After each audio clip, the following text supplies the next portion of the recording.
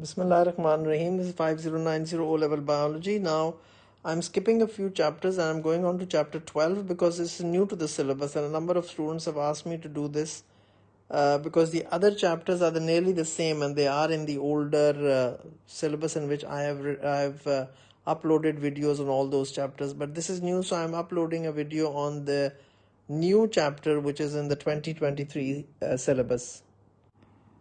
Now, if you look at the syllabus, the first thing is describe a pathogen as a disease-causing organism. Then describe a transmissible disease as a disease in which the pathogen can be passed from one host to another.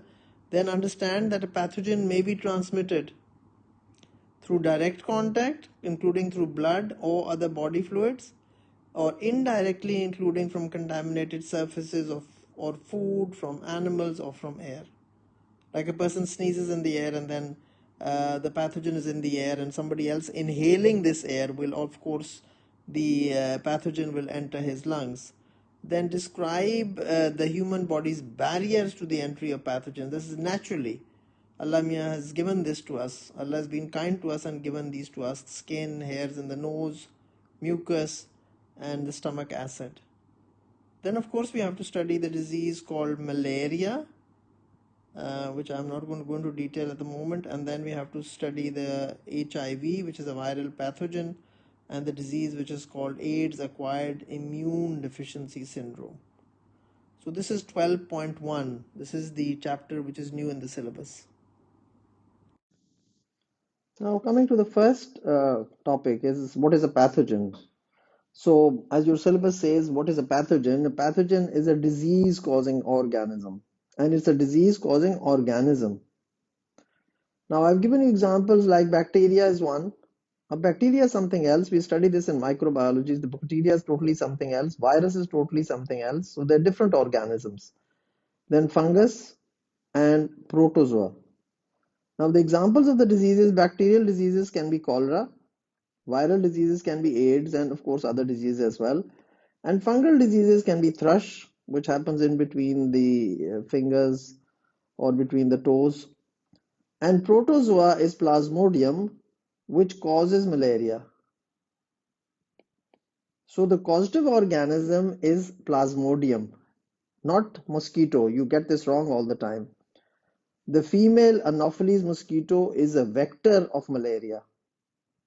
It is a transmitter of malaria, but it is not the causative organism. The causative organism is the plasmodium, which is present in the blood of a person who's suffering from malaria. And then when the mosquito sucks the blood of this person, it goes into the stomach of the mosquito. And then when it sucks the blood of another person, it transfers those plasmodium. So basically, if I have malaria, I have plasmodium in my blood. Somehow that plasmodium has to be transferred to another person. So that is done by the mosquito. So now pathogen, disease causing organism.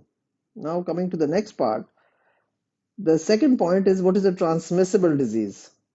Transmissible disease, or we can say an infectious disease. Pathogen can be passed. If there has to be a pathogen can be passed from one host to another. So it can be airborne, waterborne, foodborne, or by insects. But then let's talk about a non-transmissible disease. Any non-transmissible disease can be what? Now I give you a very simple example which is easy for you all to understand, is scurvy.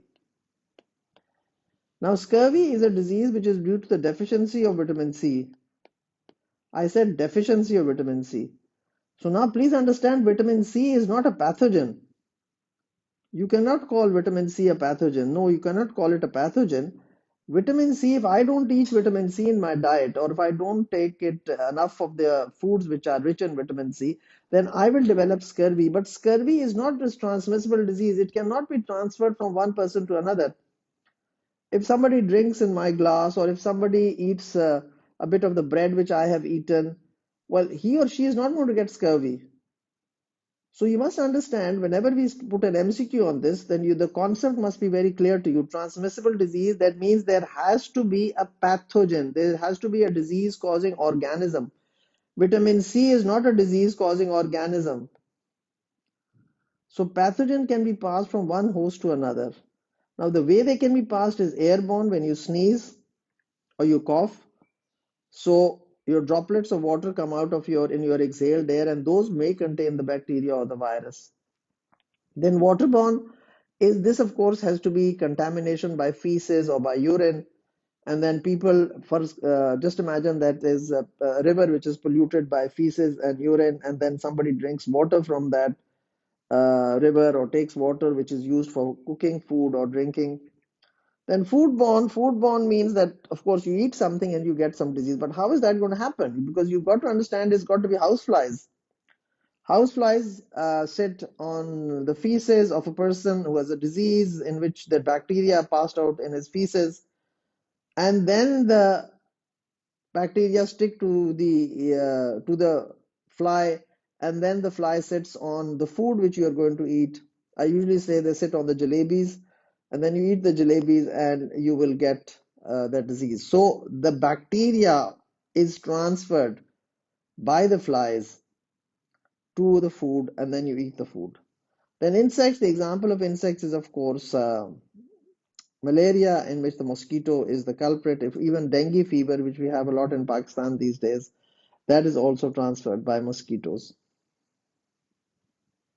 Now, the other topic is direct contact. Now, this is subdivided into blood and body fluids. Now, blood, of course, is that if there is a person who is got HIV, which is a virus, and he has that in his blood. So, if somehow the person has been sharing needles, like drug addicts do that a lot. So they share needles because they have to inject heroin. Heroin is either sniffed, injected, or smoked. So what you have to understand is that these needles, when they're shared, they contain the pathogen. And then if somebody else is going to use that same needle, then he or she is also going to get that pathogen. Then accidental prick by a surgeon, like he's doing surgery and he pricks himself by mistake, and that, of course, makes him come in contact with the blood of the patient. Then body fluids, we mean, is the only thing that we discuss is the HIV, which is spread by sexual contact, so in which the mixing of the semen and the vaginal fluids takes place. So a person with HIV or another sexually transmitted disease who has unprotected sex can pass on the pathogen to their partner through the body fluids. Either the male has it, can give it to the female, or the female has it, can give it to the male. Now, the next topic is indirect contact. Now, indirect contact, we talk of three things, in fact: contaminated surface of food from animals. Now, how is that going to happen? Now, it's a very simple thing that's going to happen is that you see chicken in their intestines contain a bacteria called salmonella. So you've slaughtered the chicken and now you're cleaning it up, and the bacteria is present in the intestine of the chicken. Now, wherever you're cleaning up this chicken on a cutting board, you have left traces of the bacteria on it. Now, after that, you've not cleaned it very properly and you still have some bacteria sticking to that surface. And now you have cut up cucumbers to make a salad. Now you realize, why am I giving you this comparison? Because salad is not cooked, you eat it raw. So what has happened is that the bacteria from the intestines of the chicken reach the cutting board, and then you've cut cucumbers or tomatoes, or you're making a salad, or you're adding some cucumber sandwich. So you are cutting up some vegetables for that, which you're not going to cook. You're just going to eat it as a salad, raw. So now what have you done is you've transferred the bacteria onto the food. And then when you eat the food, you get salmonella food poisoning, which is very severe. You get severe diarrhea, and you can get dehydrated, and one would have to, get some drips. The second way is from air. Now, from air, what do we mean from air? Now, it's very simple. We have to understand from air means either airborne droplet or aerosol infection, means that when a person coughs or sneezes, in the exhaled air, you contain droplets of air which contain the pathogen on it. Now, they're in the air, and somebody else inhaling that air, those pathogens will enter his or her lungs. So, from air, it's called airborne or droplet infection. And especially this would happen if you go in a very congested place, like in a bus or a train, in an aeroplane, or if you go to the cinema.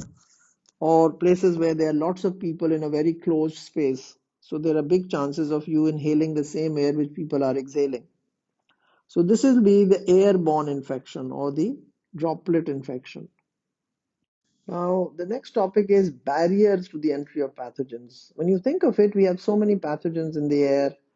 We have so many things on surfaces. So why aren't we sick all the time? Now, the reason why we are not sick all the time is that Allah has made our body in such a way that we are protected from all these pathogens. And the biggest and the most important organ of the body is the skin. The skin is 3 meter square area which protects you from entry of any pathogen, unless of course the skin is cut. That's why we have a problem when we have a burnt victim whose 2/3 of his skin is lost. He's going to get a lot of infection just because the bacteria are now going to access to his tissues underneath the skin. Now, we've been protected by the skin. We touch so many things. Our feet touch so many things, and all the day we are coming in contact with millions and millions of pathogens, but we don't get any disease because the skin is a barrier. The epidermis is a layer which is dead layer, which prevents the entry of any pathogen. So it's very beautifully made, the skin. Then hairs in the nose, of course, filter out bacteria, but here we have a problem. If somebody's nose is blocked and they're mouth breathers, then they're going to have problems because they are not going to there, then those bacteria are going to enter. You see, the hairs in the nose filter out the bacteria which may be present in the air which you are inhaling. So your nose should be in good health, means it shouldn't be blocked. You should not have any there's something known as polyps in the nose. Sometimes the person has a deviated nasal septum and he or she finds it difficult to breathe through the nose, and they're not nasal breathers, they're mouth breathers. Their mouth is open all the time, even when they're sleeping, and they breathe through the mouth.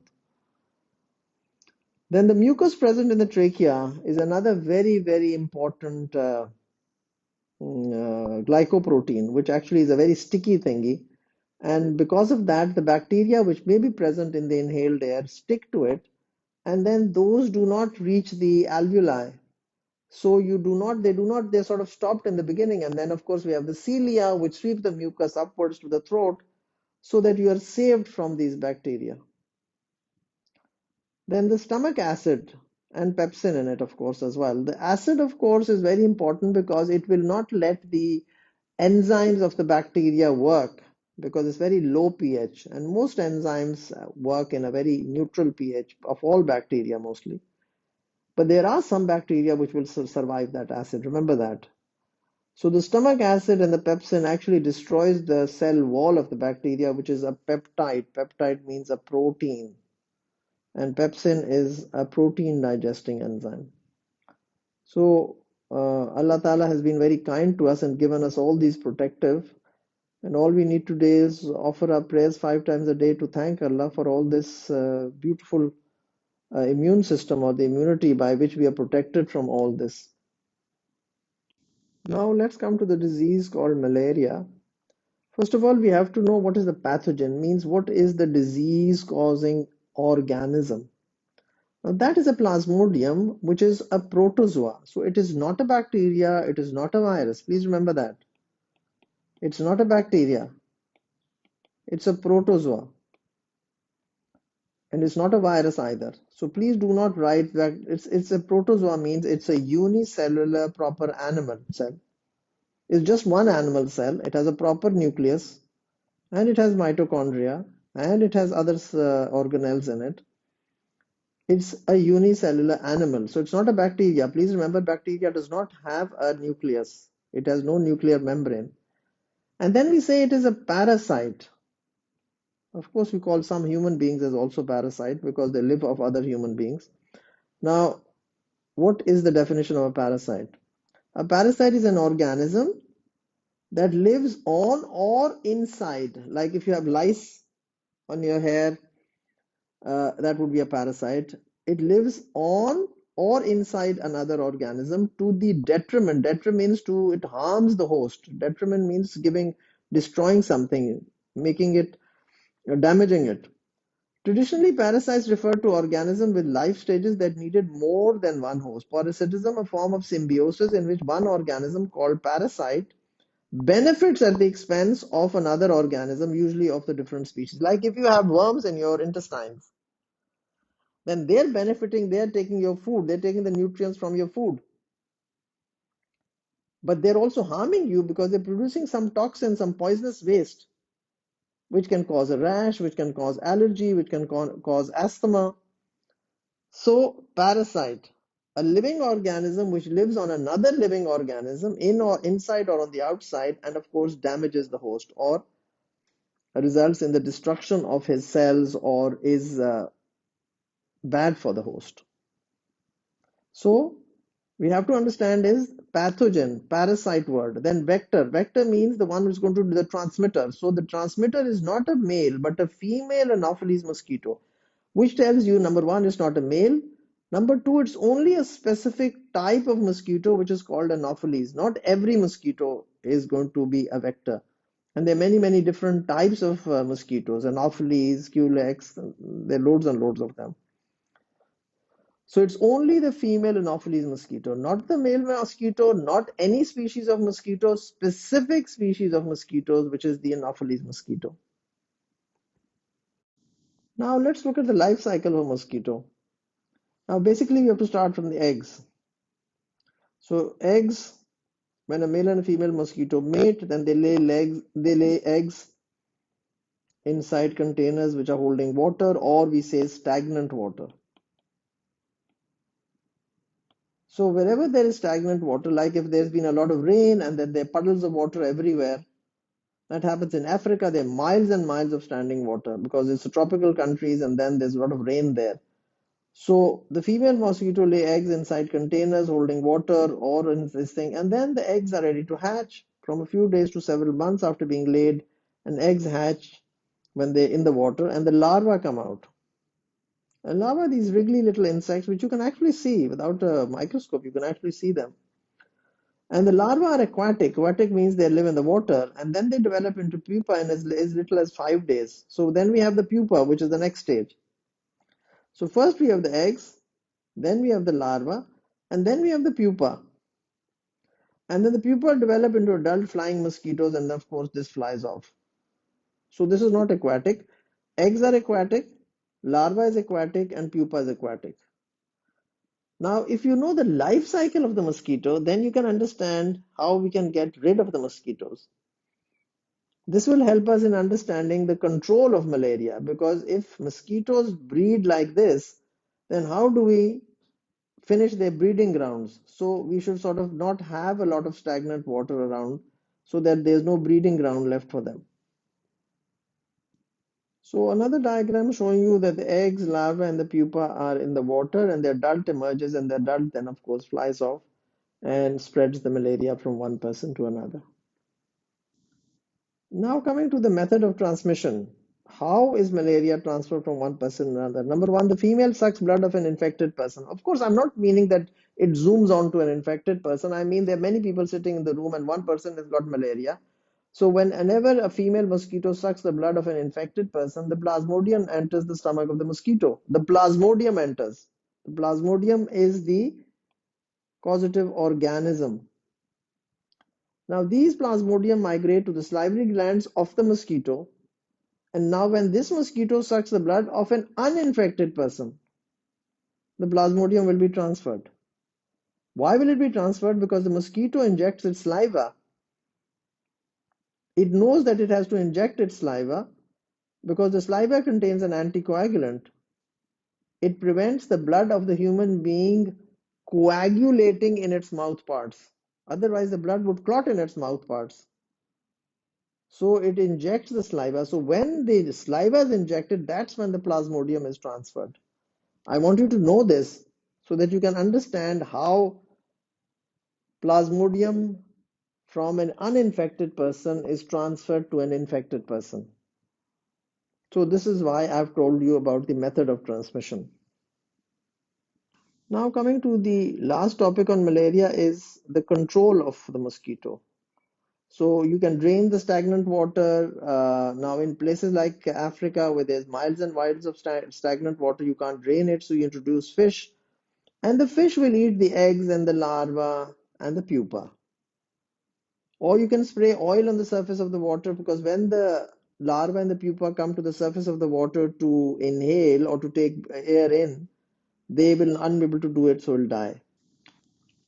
Then we come on to the spraying a bacteria. This is actually called biological pest control. So when the whenever the bacteria is sprayed, which is called Bacillus thuringiensis, this bacteria is called Bacillus thuringiensis. And when you spray it on the surface of water, these bacteria actually enter the water where the mosquito breed. And here it is going to kill the larvae. Why is it going to kill the larvae? Because the larva feed, the pupa does not feed. So it kills the larvae. So when the larvae present the no mosquitoes, so there will be less number of mosquitoes. So we are somehow trying to control the mosquitoes. We are not trying to finish them. We can't finish them from the surface of this earth. So we're trying to reduce the number of mosquitoes. So it is going to kill the larvae. So this is a form of in which you use one organism against the other, and this is called biological pest control. Then, of course, when you spray Mortin or some insecticide inside the buildings wherever you're sleeping, you actually are killing the adult mosquito. Or you sleep inside nets which have a repellent on it, insect repellent on it. So when you stay, you're actually what you're doing is you're stopping the mosquito reaching you, so that doesn't suck your blood, or nor does it transfer the plasmodium which has sucked the blood from another person. So these are the different methods of controlling mosquito and thus controlling the spread of malaria.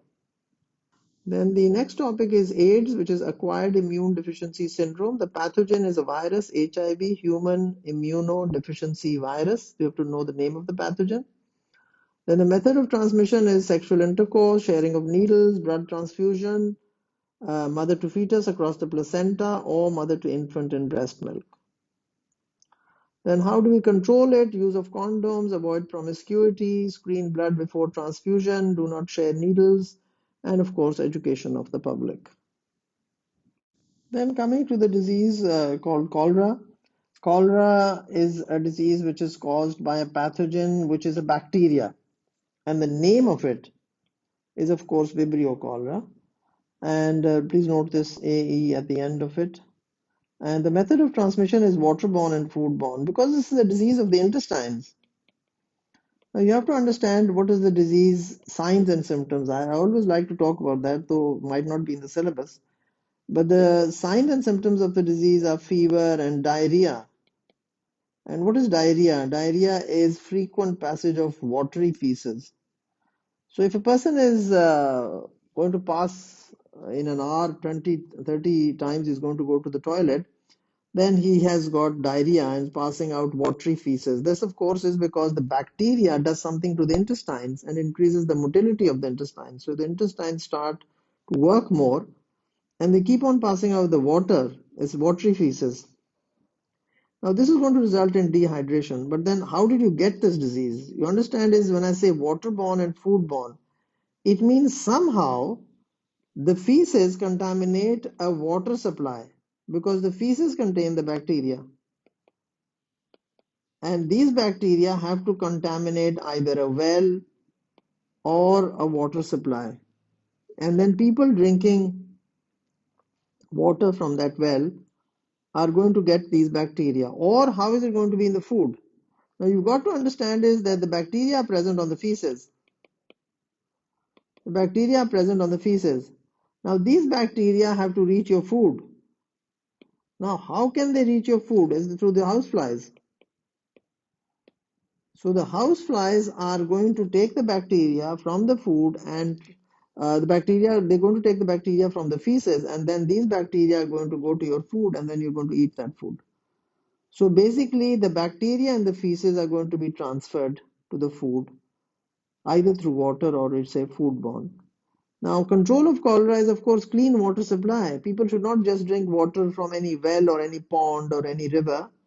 There should be a proper water supply in which wells are dug and then there's these tube wells and then there's a big tank which stores the water and then people are given water from that clean water. Then hygienic food preparation so that there are no flies around the place where you're making the food and then when you've cooked the food, no flies are sitting on the food. Then good personal hygiene because people might be transferring it if they don't wash their hands properly. Then waste disposal. Why are we concerned about waste disposal? Is because flies breed on waste. Like if you have garbage cans which are not covered, there's no lid on it, then the houseflies are attracted to that decomposing or that rotting food. And then sewage treatment is because you see in places where there are no proper sewage treatment, that all the, you see what is sewage? Sewage is urine and feces and bath water. So it's all the bathroom which we are talking about, urine and feces. Now these must go in pipes, and there should be these gutters where they go into sewage treatment plants. So the proper sewage treatment must take place. People should not go and just urinate and defecate anywhere and everywhere, like they do in the villages where there are no toilets. So they go to the farm, they go on the fields and they defecate there. So that is where the feces are then going to be washed by rain into wells, or flies are going to sit on the feces and then going to sit on the food, and that is how it's going to spread cholera. Now the cholera bacterium produces a toxin. It causes the secretion of chloride ions into the small intestine from the blood, and this of course causes osmotic movement of water, and there's more and more water poured into the intestine, or we say the gut, and this results in diarrhea, frequent passage of watery feces, which will of course result in dehydration and loss of ions from the blood. So the person's ionic balance of the blood is very badly disturbed, and that is why you need to give them drips and you need to give them infusions, and then you have to give them antibiotics which are going to kill the bacteria. This sort of doesn't complete 12.1, but we have finished this chapter 12.1. There are only 2 points left, and I will continue this video on in the second video which follows this, which will contain the rest of this chapter as well. Thank you very much for watching.